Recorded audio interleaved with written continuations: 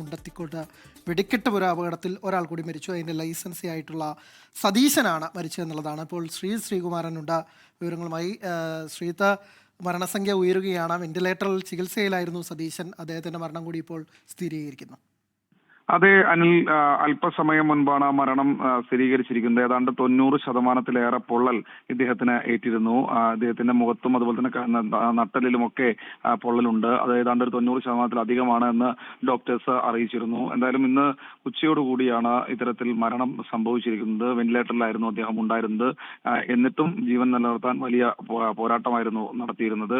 മുണ്ടത്തിക്കോട് സതീഷ് ഈ രംഗത്ത് വർഷങ്ങളായി പ്രവർത്തിക്കുന്ന ഒരാളാണ്. തിരുവമ്പാടിക്ക് വേണ്ടി സതീഷ് തന്നെയാണ് കുറെ വർഷങ്ങളായി ഈ പടക്ക നിർമ്മാണം നടത്തുന്നത്. തിരുവമ്പാടി മാത്രമല്ല, പ്രദേശത്തെ മറ്റു പല ഉത്സവങ്ങൾക്കും പടക്കം ഇത്തരത്തിൽ വെടിക്കെട്ട് നടത്തുന്നത് സതീഷ് തന്നെയാണ്. എന്തായാലും ഈ ഒരു ഘട്ടത്തിൽ മരണം സ്ഥിരീകരിച്ചിരിക്കുന്നു. മറ്റു നടപടിക്രമങ്ങൾക്കായി അല്പസമയത്തിനകം തന്നെ മൃതദേഹം മോർച്ചറിയിലേക്ക് മാറ്റുമെന്നാണ് അറിയിച്ചിട്ടുള്ളത്. തുടർ നടപടികൾ പോലീസ് സ്വീകരിക്കും. ശ്രീജിത്ത്, ഇനിയിപ്പോൾ ചികിത്സയിൽ എത്ര പേരാണ് ഉള്ളത്? അവരുടെയൊക്കെ ആരോഗ്യനില എങ്ങനെയാണ്? ചികിത്സയിൽ ഇനി 3 പേർ കൂടി ചികിത്സയിലുണ്ട്. അവരുടെ ആരോഗ്യനില മറ്റു പ്രശ്നങ്ങളില്ല, പൊള്ളലേറ്റിട്ടുണ്ട് എന്നാണ് പറയുന്നത്.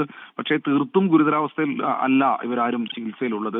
അതുകൊണ്ട് തന്നെ മറ്റു തരത്തിലേക്ക് വെന്റിലേറ്ററിൽ കഴിയുന്ന 2 പേരായിരുന്നു ഗുരുതരമായിട്ടുണ്ടായിരുന്നത്. അതിലൊരാൾ നേരത്തെ തന്നെ മരിച്ചിരുന്നു.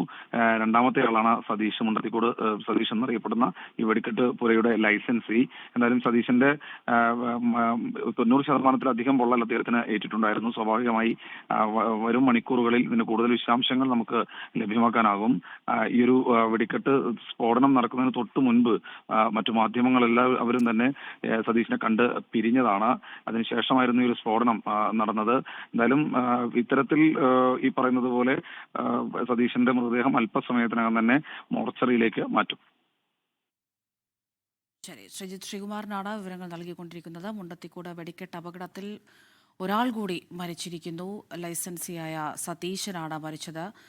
ദീർഘകാലം അദ്ദേഹം തിരുവമ്പാടി ദേശത്തിൻ്റെ അല്ലെങ്കിൽ അവരുടെ ലൈസൻസി ആയിരുന്നു. അദ്ദേഹത്തിൻ്റെ അച്ഛൻ മണിയായിരുന്നു നേരത്തെ ഇതിൻ്റെ ലൈസൻസി ഉണ്ടായിരുന്നത്. അതിനുശേഷം 15 വർഷത്തിലോളമായി ഇപ്പോൾ അദ്ദേഹം തന്നെയാണ്. അദ്ദേഹത്തെക്കുറിച്ചൊക്കെ തന്നെ ഈ അപകടമുണ്ടായതിനു ശേഷം അദ്ദേഹത്തിൻ്റെ കൂടെയുള്ളവർ അല്ലെങ്കിൽ അദ്ദേഹത്തിൻ്റെ ബന്ധുക്കളൊക്കെ തന്നെ പറഞ്ഞ വാക്കുകളൊക്കെ നമുക്ക് ഓർമ്മയുണ്ടാവും.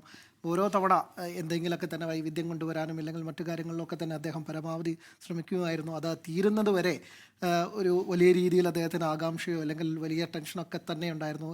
ഓരോ പൂരം കഴിയുമ്പോഴും വലിയ ആത്മസംതൃപ്തിയോടുകൂടി തന്നെ പോകുന്നു എന്ന തരത്തിലൊക്കെ തന്നെയാണ് സതീഷിനെ കുറിച്ച് പറഞ്ഞത്. 90%-ഓളം പൊള്ളലേറ്റ് കഴിഞ്ഞ ദിവസങ്ങളൊക്കെ അടുത്തൊക്കെ തന്നെ അദ്ദേഹം ജീവന് വേണ്ടി പോരാടുകയായിരുന്നു. പക്ഷേ അത് ഉണ്ടായില്ല എന്നുള്ളത് തന്നെയാണ്. അദ്ദേഹത്തിൻ്റെ ബന്ധുക്കളടക്കമുള്ളവരുടെ പ്രാർത്ഥനകളൊക്കെ തന്നെ വിഫലമാക്കിക്കൊണ്ടാണ് ഇപ്പോൾ മുണ്ടത്തിക്കോട് സ്വദേശിയായ സതീശൻ കൂടി മരിച്ചിരിക്കുന്നത്.